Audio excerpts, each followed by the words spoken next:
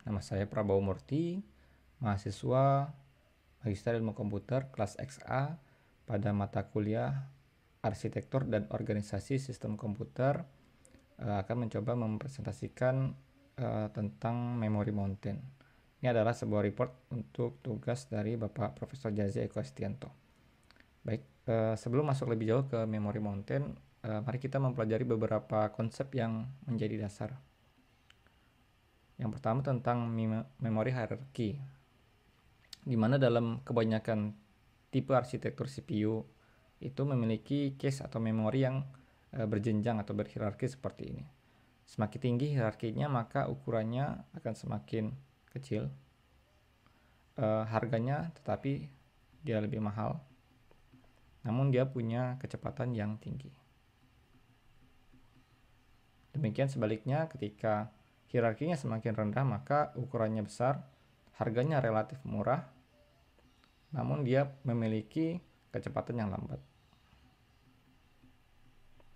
Baru kemudian ketika ada instruksi atau data yang melebihi dari ukuran cache-nya, maka dia akan menghubungi main memory melalui bus.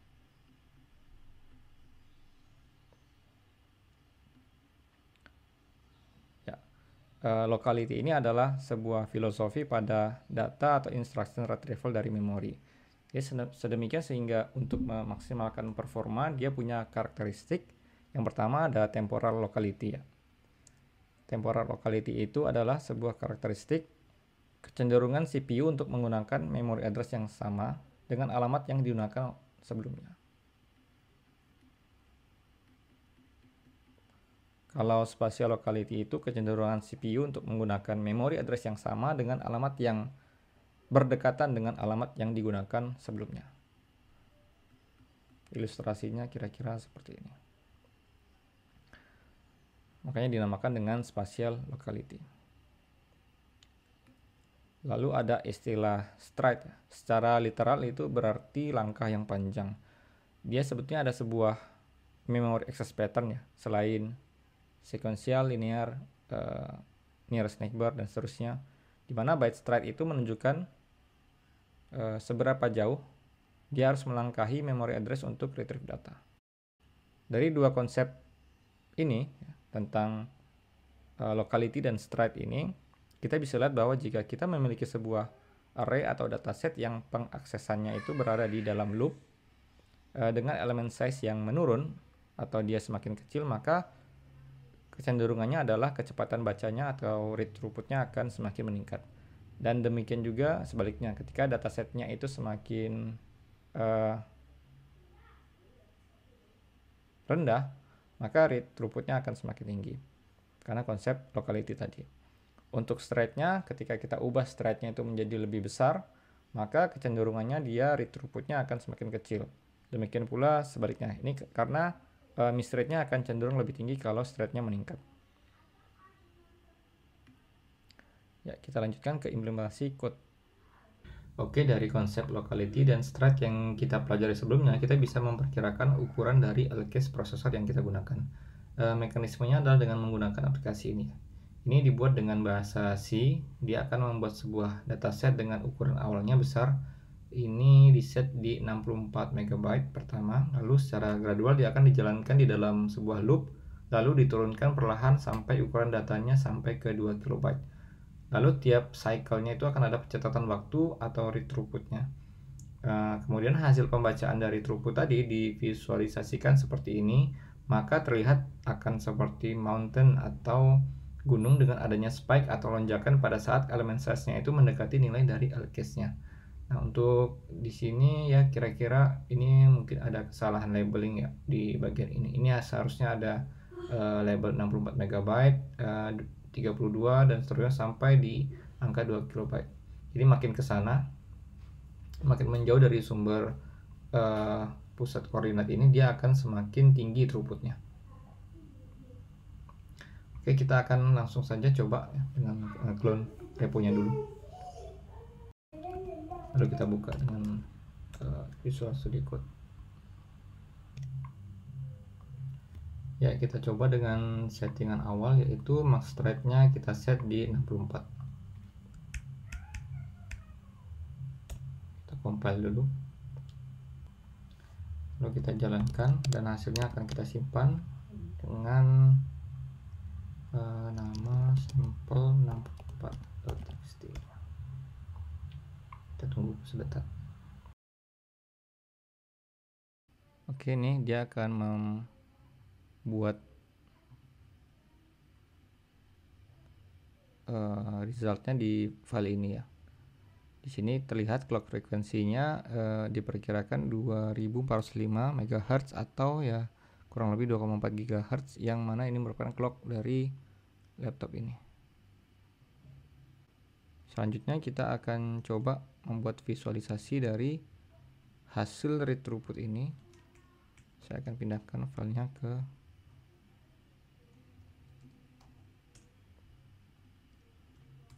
karena GNU plot itu dia akan membaca grid.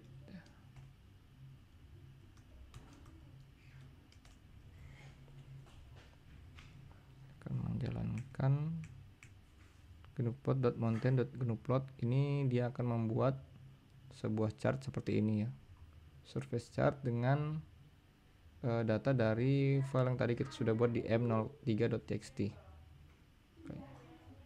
Ini untuk yang stride-nya 64. Kita rename dulu.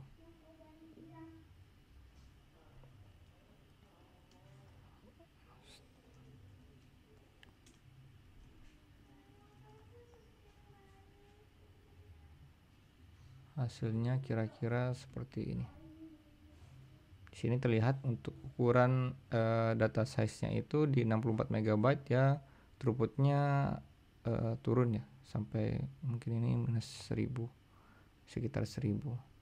Tapi ketika mendekati 2 KB data size-nya itu dia meningkat, throughput-nya menjadi lebih cepat. Oke, kita coba dengan menggunakan stride 32.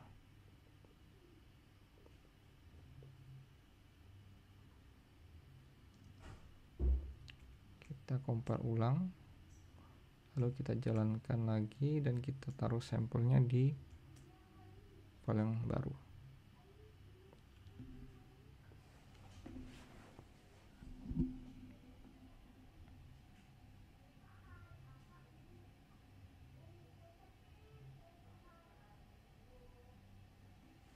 Oke, sampel 32-nya kita buka kembali. Ini clocknya masih sama, sekitar 2,4 GHz.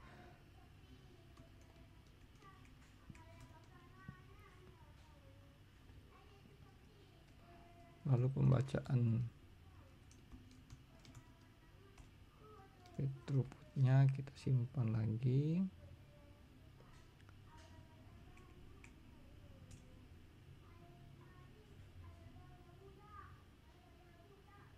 Dia akan membuat file M03 PNG yang baru. Nah, di sini kita lihat bahwa ketika stride-nya itu kita kurangi menjadi 32, dia pattern-nya relatif sama ya. Di sini untuk kira-kira itu lonjakannya terjadi di titik ini ya, yaitu saat elemen size-nya ukurannya sekitar 64, ini 32, 16, 8. Ini kurang lebih di angka 4 ya, 1, 2, 3, 4. Di sini adalah ukuran L3 case-nya, yaitu sekitar 8 mega. Lalu dari situ 64, ini 32, 16, 8, 4, 2, 1, 500, 256. Nah, ini harusnya dia terjadi spike lagi di titik ini, yaitu saat L2 case-nya 256 kilo. Lalu terakhir di 32 kilo. Di sini kalau kita lihat karakteristiknya itu sesuai dengan spesifikasi dari prosesornya. Kita ingin mengetahui ukuran L case. Di sini terlihat bahwa L1 data cache-nya itu 32 kilo sama dengan instruction-nya 32 kilo, lalu L2-nya itu di 256 kilobyte dan L3-nya di 6 megabyte. Ya, mungkin itu penjelasan presentasi dari materi Memory Mountain di mata kuliah Arsitektur dan Organisasi Sistem Komputer. Terima kasih.